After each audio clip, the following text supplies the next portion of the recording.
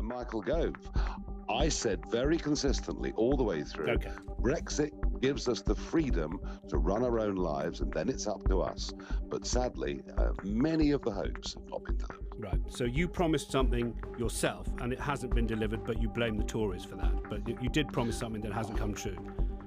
I promised we'd be self-governing. We are. Okay, but we are self-governing. We are self-governing, but it hasn't really worked. I'm afraid. Do you want to just say it hasn't really worked, just as a starting point? No, it's worked in the sense that we're out and we're free. The fact is that British governments have, frankly, made a complete mess of it because I don't think they ever really believed in it. Look, thank you for that. And it's an interruptive start. I just wondered where the starting point is. So it's a sort of flawed Brexit. Can we agree on that? It's a Brexit that hasn't matched up to the realistic expectations that many of those 17.4 million voters had. If Keir Starmer does a new deal, it will be the first since Brexit. What would you do with his deal if you were Prime Minister? We get rid of it. I mean, he's going to give free movement of people to the under 30s. We know that'll be a one-way street. Way more people will come here than will go in the other direction. And you absolutely cannot have the European Court of Justice having a say over trade matters and technical matters. So those things we would absolutely reverse. So you are in an odd position of pledging to rip up a deal you haven't seen. But on the other hand, I know it's a matter of principle. I mean, if we take, for example, a question what you would do. On youth mobility, would you be giving anything? I mean, is it wrong for 18 to 30-year-olds to enjoy time in the UK? It seems to me, Sir Keir Starmer is eyeing up this idea of access to... We have access to the single market. It's not like there's zero trade with the EU all of a sudden. This is basically paying to follow their rules again. This, honestly, whether you want to be in the EU or not want to be in the EU, surely, Mike? Indeed. It's good to meet a friend again and to be here with you. We are friends and we are Europeans. We are very like-minded. We share the same interests and the same values. We face the same challenges, but we are complementary also in defending our democracies. Britain finds itself on the edge of another defining moment, one that could overshadow even the drama of Brexit. 5 years after severing ties with the European Union, a fresh storm is brewing. But this time the threat isn't across the channel, it's coming from within, right behind the doors of number 10. So let me be very clear. Under Labour, Britain will not go back into the EU. We will not be joining the single market or the customs union.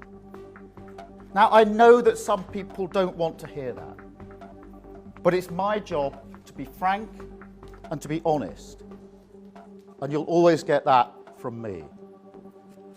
The reason I say this is simple. Nothing about revisiting those rows will help stimulate growth, or bring down food prices, or help British business thrive in the modern world. It would simply be a recipe for more division. It would distract us from taking on the challenges that are facing people. And it would ensure that Britain remains stuck for another decade. Under Labour, that simply will not happen. Keir Starmer was once viewed as the steady hand guiding Britain through the Brexit aftermath. Now, critics say he's steering the country in reverse, quietly paving the way for Brussels to regain its grip. What began as murmurs of concern has exploded into a chorus of alarm bells, echoing through every corner of the political establishment. The big economies of the future, whilst Europe, much like Britain, hasn't grown at all because Europe, much like Britain, has put stupid rules on itself that has held back that kind of growth. Anything that ties us into those sorts of sclerotic, terrible rules will be a bad thing. Don't take it from me, take it from big tech companies, big AI companies, which again, the technology of the future. You can get cool new things happening in the UK that you cannot get in the European Union because they've got stupid backwards rules to protect a European AI industry that doesn't exist at all. But if we want to have... In a dramatic twist, shaking the very core of the British political system, the nation's top judge has reportedly requested an urgent meeting with King Charles III. Constitutional panic hasn't been this intense since the chaos following the 2016 referendum. According to insiders, the judge's intervention was sparked by Starmer's secretive agenda for the May 19th UK-EU summit. An agenda critics say could rewrite Britain's sovereignty behind closed doors. with no public input and no vote in Parliament. Everyone knows that slogan, and everyone knows what it meant on immigration, or at least that's what people thought. Because what followed from the previous government, starting with the people who used that slogan, was the complete opposite. Between 2019 and 2023, even as they were going round our country, telling people with a straight face that they would get immigration down, net migration quadrupled until in 2023 it reached nearly 1 million. That's about the population of Birmingham, our second largest city. That's not control, it's chaos. And look, they must answer for themselves. But I don't think that you can do something like that by accident. It was a choice made even as they told you, told the country, they were doing the opposite. A one-nation experiment in open borders, conducted on a country that voted for control. Well, no more. Today, this Labour government is shutting down the lab. The experiment is over. We will deliver what you've asked for time and again, and we will take back control of our borders. At the centre of this uproar is a sharp political U-turn. Starmer once vowed to honour the Brexit vote and defend Britain's autonomy, but now his government appears to be charting a path back toward Europe's orbit. Leaks suggest major shifts are already underway: a return to EU food and farming regulations, openness to letting European courts settle certain disputes, and behind-the-scenes talks aimed at reshaping immigration policy to mirror EU standards. People often say, well, you want to be Prime Minister, do you know how to make a tough decision? And my answer to that is, if you sat in a cell in a Caribbean jail with someone who's going to live if you get the argument right in their case and die if you don't, that's a pretty, that focuses the mind. To critics, this isn't just a shift in policy, it's a calculated unravelling of Brexit itself, and it's not unfolding in public view. It's happening in backrooms, through discreet deals, bureaucratic manoeuvres, and a disturbing silence on transparency. The question now reverberating through Westminster, headlines, and even royal corridors is simple but chilling. Is Britain being pulled back into Europe, not by democratic choice, but by the quiet ambition of one man? Speaking of the French, yesterday, Labour leader Sir Keir Starmer met with President Emmanuel Macron. Now, the Daily Mail are reporting that the meeting was organised by none other than Tony Blair. He is reportedly pushing the Labour leader to consider even closer ties with the EU, possibly even to reverse Brexit.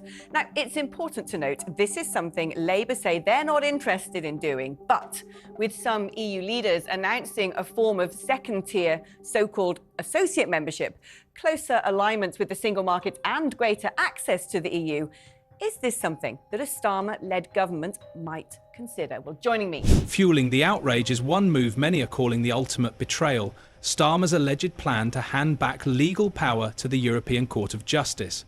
That's right, the same court that came to embody the very idea of foreign interference during the Brexit. The court millions believed they had left behind for good could soon be back in charge of UK-EU disputes. For many, it's a haunting flashback, only this time there's no vote, no voice, no say.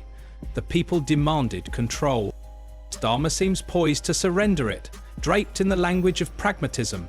But for those who remember the battles of 2016, that word now feels like a thin disguise. And this is just the beginning. In this moment, we have to recognise the new era that we are in, not cling hopelessly to the comforts of the past. It's time for us to take responsibility for our security, for our continent. And I've been clear today, Britain will take a leading responsibility, as we always have, because Ukraine must have a secure future, Europe must have a secure future, Britain must have a secure future, and democratic values must prevail. Behind the scenes, Starmer's team is said to be putting the finishing touches on a youth mobility pact with the EU. one that would welcome thousands of young Europeans back into the UK under work, study and short-term residency schemes. It's being pitched as a pragmatic, post-Brexit solution meant to boost the economy and promote cross-border ties. But for many, it's the thin end of the wedge. To critics, this isn't cooperation. It's a backdoor, a Trojan horse wrapped in policy language. What starts with student visas and job placements could quickly slide into a full return of free movement. And for a nation that weathered years of upheaval, to put an end to that exact system, the red flags couldn't be more glaring. What that's done is make us all a hell of a lot poorer. So all of us are poorer, there are fewer jobs, our wages have been kept down, there's less incoming investment from other nations and foreign investors. It's made all of our lives worse. What Keir Starmer's trying to do is keep Brexit, so not go back on that vote. And you're right, people did vote for that. It's right, therefore, that we're out. But what he's trying to do is make the best of a bad job. So do a Brexit that makes us less worse off. James, I mean, there's 1,000 things I could say, but it's your job to do that instead of me right now. Unsurprisingly, I disagree with this idea that it's made us enormously poorer in all kinds of ways. Just in the past week, we've seen the first glimpses of what an independent trade policy will look like with India, with the United States. Those deals are not perfect, but they're a start. They're good, and they're good relative to what the EU has had. And lots of people say, you'll never get a deal with India, you'll never get a deal with America. Well, it's happened, and those are the two, I would say, big economies of the future. Whilst Europe, much like Britain, hasn't grown at all, because Europe, much like Britain, has put stupid rules on itself that has held back that kind of growth. Anything that ties us into those sorts of sclerotic, terrible rules will be a bad thing. Don't take it from me, take it from... Tensions are rising across the country, and the timing couldn't be worse for Labour. After a bruising defeat in the recent local elections, the public's message was loud and clear.